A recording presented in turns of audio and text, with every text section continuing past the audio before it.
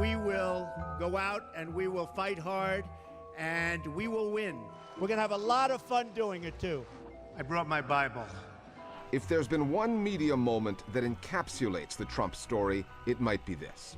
Jeb Bush, whose candidacy has faded as Trump's stock has risen, questioned by Fox News about the Trump phenomenon. Well, let me ask you about him, because in watching you at the debates, sometimes he takes these personal shots at you. To me, it seems like you stand out there, you don't know what to do with it. It's like, how am I supposed to respond to this? You tell me, do you have a plan for dealing with Donald Trump? We're in the same boat, Megan. Well, we were in the same boat, I think. But I'm not running for president. I mean, come on. Jeb Bush is right that the U.S. news media are really in a difficult spot knowing to make sense of Trump. They love him in the sense of the commercial value. He's easy to cover. The man of the toupee. He draws audiences. He makes their jobs extremely easy. He's always saying something outrageous. I will build a great, great wall on our southern border, and I will have Mexico pay for that wall. Mark my words. He's hugely entertaining at times. Somebody's got a very nice wife. I don't know who she is, but she's got a very nice wife. He's not really playing by the rules of mainstream politics, and those are the rules of mainstream journalism. It's not just the fact that he gets attention. It's the kind of attention that he gets and the privileges that he gets. And so when his opponents throw their hands up in exasperation, they complain that they don't know what to do with him, it's in part because they're playing two completely different games. They are engaging in politics, and Donald Trump is engaging in entertainment. This season on Celebrity Apprentice... That's because Donald Trump comes from that world, entertainment. The real estate mogul is not the only billionaire in the U.S. Forbes magazine says there are 536 of them. But he is the only one who spent more than a decade with his own reality television program, The Apprentice. This is the toughest job interview of them all. He seared his way into the American consciousness, acquired a level of name recognition that, for a prospective politician, is to die for, and he created a character, a persona. You know what?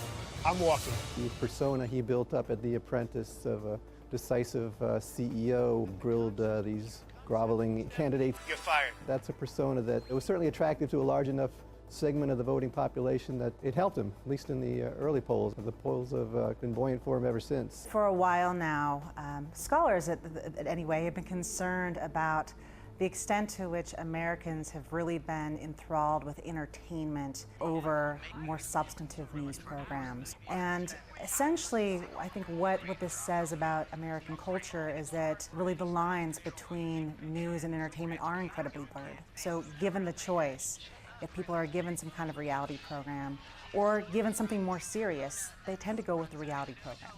And so Americans' love of entertainment now is merged, and it's really synthesized with Donald Trump being in the race and seemingly having staying power. We have people that are stupid. Despite some of the extraordinary and offensive things he has said, calling Mexican immigrants criminals and rapists. And some, I assume, are good people. Threatening to deport 11 million undocumented immigrants. If I win, they're going back. And Trump has, in his own way, taken on Rupert Murdoch and Murdoch's Fox News.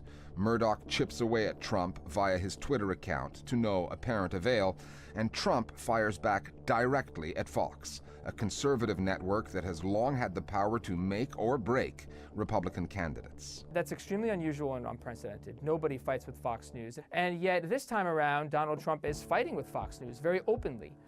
In a way, part of it is to shape coverage, and part of it is because there's a much larger power struggle going on at Fox News as a whole. Even though Rupert Murdoch is the owner of Fox News, it's really Roger Ailes that controls Fox News. And what's been happening now, Murdoch has turned over power to his sons. They started to exert some pressure over Roger Ailes, and he resisted that. And so in the background of this Trump and Fox News campaign is also an internal war between the Murdochs and Roger Ailes. And so, in part, Trump was being highly opportunistic.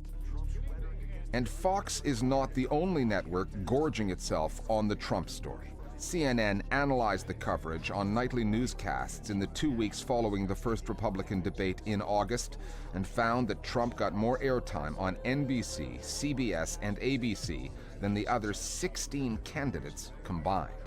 And even the so-called liberal network, MSNBC, cannot help itself. With commercialized programming, regardless of what a news program's maybe implicit ideological bent is. They basically want some kind of spectacle, some kind of conflict. We've kind of become desensitized in terms of how we talk about issues. And one outshoot of that is, in order to get noticed on the television, candidates essentially have to say things that are fairly brazen in order to get that attention. But I like to be unpredictable. So Are we paying too much attention to him? It's hard to say that when he's topping the polls. It's like catnip for a lot of people in the media. The things he'll say, the fights he'll spark, the places he'll go that no other candidate will go. One of those places is 9/11 and the Bush administration. Jeb Bush, George W.'s brother, is running against Trump for the Republican nomination. And when Republicans criticized former Democratic Secretary of State Hillary Clinton over the Benghazi attack that left 4 Americans dead, Trump used the same logic to talk about the Bush administration's failure to prevent the 9/11 attacks, which killed almost 3,000. The World Trade Center came down during his time. Trump, a Republican, broke what has virtually become an American taboo, one that Democrats still shy away from, one that few in the U.S. media dare mention. This gets at really one of the great weaknesses of U.S. news media, and how in the moments when we need a critical news media the most, it oftentimes will lay down and just be a propaganda arm for the government. Donald Trump raised what's a logical issue, and I think this is one of the reasons why Donald Trump scares people in power.